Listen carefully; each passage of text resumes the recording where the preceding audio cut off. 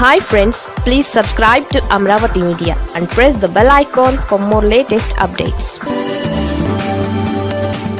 ఆ నిర్ణయంతో వైసీపీకి ఆయుధం ఇచ్చిన పవన్.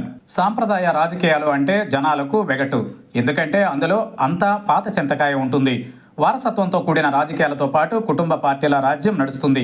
నిజానికి అభ్యుదయ గాములైతే ఇలాంటివి కోరుకోరు. చెగువీరా నుంచి స్ఫూర్తి పొంది జనసేనను స్థాపించాను అని పవన్ 2014లో చెప్పినప్పుడు ఆయన రాజకీయం ట్రెడిషనల్ పాలిటిక్స్కి భిన్నంగా ఉంటుందని అంతా అనుకున్నారు. అయితే పవన్ 2019 ఎన్నికలలో వామపక్షాలు, బీఎస్పీ లాంటి పార్టీలతో పొత్తు పెట్టుకుని ఏపీలో ఆల్టర్నేటివ్ పాలిటిక్స్ కాదు, ఆల్టర్నేటివ్ సెక్షన్లతో కూడిన పాలిటిక్స్కి తెరతీశారని అనుకున్నారు. కానీ ఆ ముచ్చట 3 నాళ్లే అయింది. వాటమి పాలు కాగానే పవన్ 2020లో తిరిగి బీజేపీతో పొత్తుకొచ్చారు. 2024 ఎన్నికలలో టీడీపీతో కలిసి జనంలోకి వచ్చారు.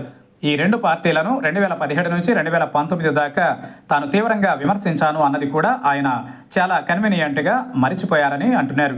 ఇదిలా ఉంటే పవన్ సమాజం అందరికీ అవకాశాలు అని నినదీస్తూ వచ్చారు. కానీ ఆయన రాజకీయాలు కూడా సామాజిక బంధాల నుంచి దాటి వెళ్లలేదని, ఎన్నికలలో టికెట్ల పంపిణీ నుంచి అనేక అంశాలలో నిరూపించారని విమర్శలు ఉన్నాయి.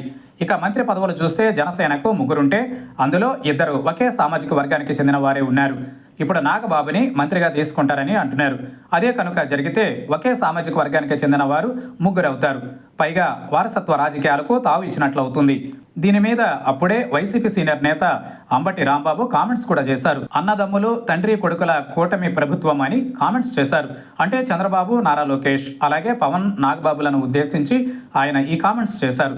నిజానికి ప్రాంతీయ పార్టీలు మాత్రమే కాదు, ఈ దేశంలో చాలా జాతీయ పార్టీలలో కుటుంబాల పెత్తనమే ఉంది. ఏపీలో చూస్తే టీడీపీ, వైసీపీ అలాగే ఉంటూ వచ్చాయి. కానీ జనసేన కొత్త రకం రాజకీయం చేస్తుందని అంతా ఆశిస్తున్నారు. కానీ జరిగింది వేరుగా ఉంటోందని అంటున్నారు.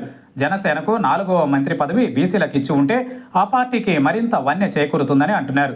అలా కాకుండా నాగబాబుని మంత్రిగా చేస్తే మాత్రం జనసేనాని పవన్ కూడా ఆ తానులో ముఖ్యేనా అని అంటారు. మరి ఆ విమర్శలతో ప్రత్యర్థులకు ఆయుధం ఇచ్చేందుకు జనసేన సిద్ధంగా ఉందా లేదా అన్నది కొద్ది రోజులలో తేలుతుందని అంటున్నారు.